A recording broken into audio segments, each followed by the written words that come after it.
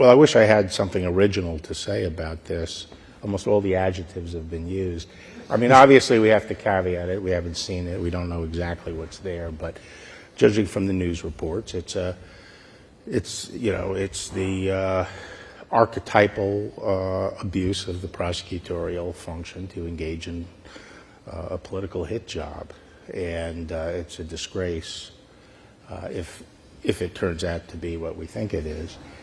Politically, it's going to be damaging, I think, to the Republican Party, simply because I think it's a no-lose situation for the Democrats. I think the impetus is really to help Trump get the nomination, focus the attention on him for 2 years, have this thing swirling around plus whatever else comes, which I think will be damaging to whoever gets the nomination.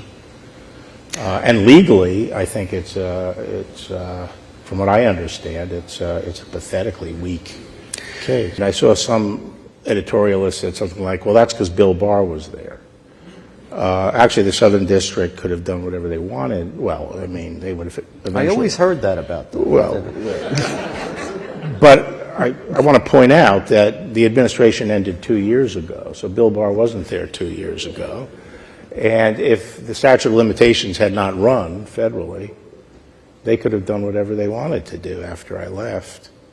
So no one's done anything. Right. And so for the state DA to try to use this as a way of bootstrapping himself into a felony is sort of outrageous. I think the statute covers two different kinds of payments.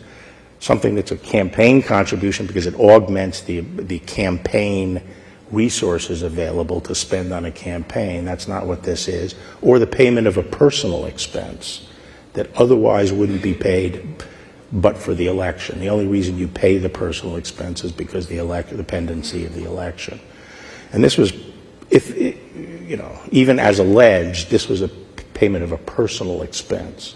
And I don't think they can show it's not the kind of payment that would have been made in any case. Even it wasn't done because of the election. It was done to protect Trump's reputation, and an eponymous private company certainly has an interest in protecting the brand Trump, and it's the kind of thing that probably would have been paid but for the election. So I think the whole thing is a very weak case, but it's going to hurt our politics, obviously, for the next 2 or 3 years.